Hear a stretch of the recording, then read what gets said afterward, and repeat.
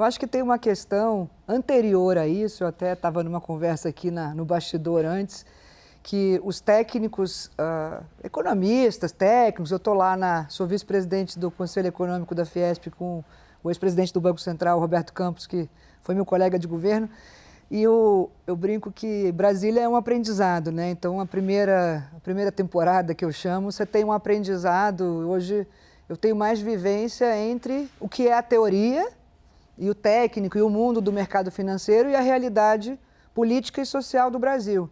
Então, eu acho que houve agora um colapso tão profundo, eu acho, assim, talvez as pessoas se antenem pouco a o que foi a destruição em termos de governança e o descontrole de gasto e a magnitude do gasto que foi feito, principalmente nesse último ano, nesse terceiro governo do Lula. Então, o governo da Dilma, o segundo, foi um governo que produziu uma crise para o Brasil, que destruiu 2 milhões de empregos. Para você ter ideia, a gente enfrentou uma pandemia e o saldo foi zero, não abriu nem fechou vaga, mas conseguiu sustentar.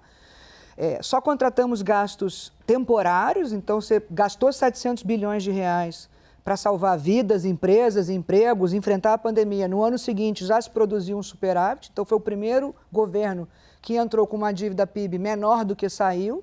E esse agora assumiu com 71,67, está entregando acima de 80, mas mais que isso, com uma desgovernança absoluta da gestão dos ativos da União.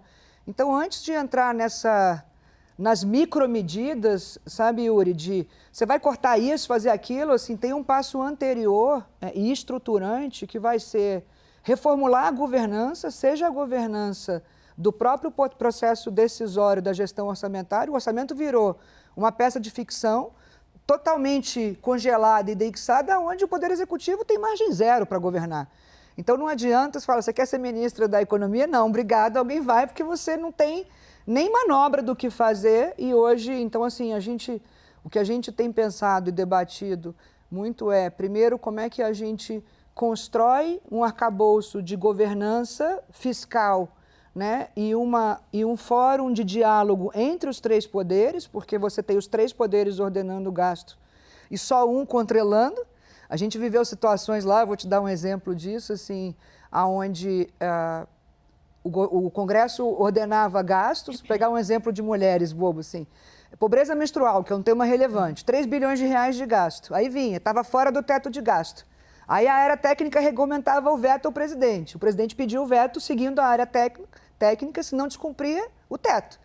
Aí o Congresso vai lá e derruba o veto e você fica com o problema, e o TCU monitorando as suas contas, né? Então, hoje, eu acho que precisa de um orçamento base zero, né? Assim, e uma governança como você tem na política monetária. Então, você tem um comitê de política monetária, onde existe uma transparência em relação às decisões que são tomadas, e metas e obrigações e um compartilhamento. E na política fiscal não tem isso, né? Então, assim, precisa reorganizar o Estado.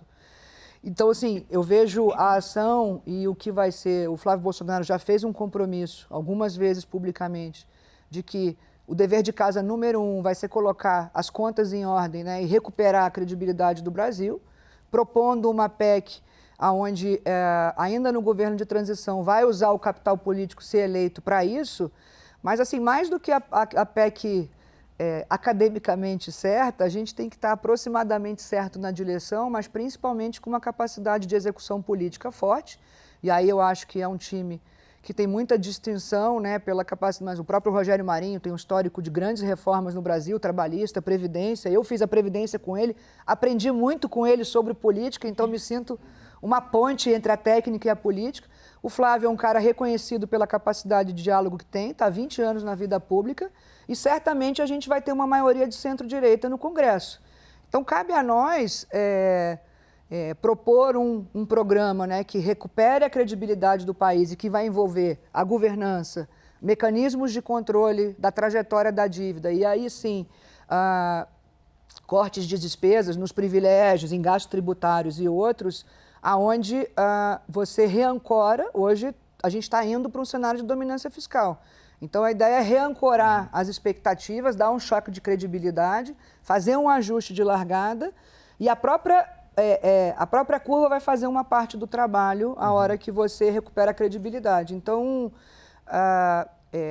Eu acho que agora está tão descontrolado e com uma governança tão desorganizada e o Estado tão inchado e tão ineficiente que tem um trabalho tanto na parte do arcabouço fiscal, que hoje é um arcabouço inócuo, quanto na parte da gestão dos ativos da União, que precisa de uma reconstrução e uma recuperação da credibilidade.